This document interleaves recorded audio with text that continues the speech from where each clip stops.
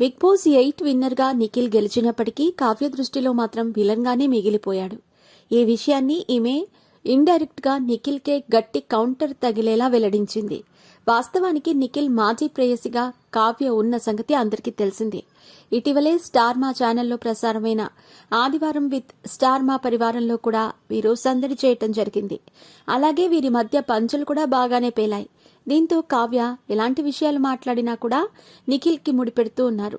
నిఖిల్ కూడా హౌస్లో ఉన్నప్పుడు తమది జన్మజన్మల బంధం అంటూ ఆమె తన భార్య అంటూ చాలానే కథలల్లాడు.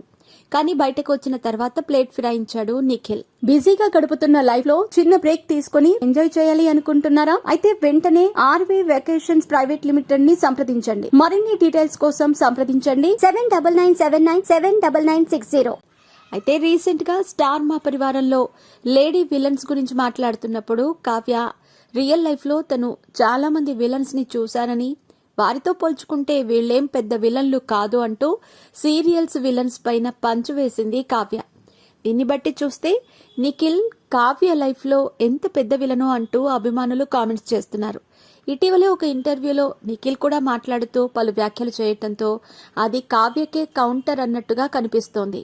హౌస్ లో ఉన్నప్పుడు నిఖిల్ మొదట సోనియాతో, ఆమె వెళ్లిపోయిన తర్వాత మళ్లీ యష్మితో పత్యాపారం నడిపాడు.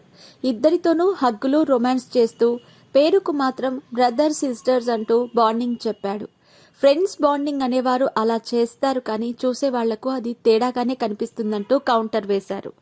అంతేకాకుండా నిఖిల్ తన సొంత చెల్లెలితో తిరిగినా కూడా వేరే అమ్మాయితో తిరుగుతుందని చాలా మంది అనుకుంటూ ఉంటారని, అందుకే ఎవరేమనుకున్నా తాను తనలాగే ఉంటానని, తాను ఒక గేమ్ షో లాగానే చూశానని, అందుకోసం ఒకరిని వాడుకోవటం కానీ దగ్గరికి లాక్కోవటం కానీ చేయలేదంటూ తెలిపాడు.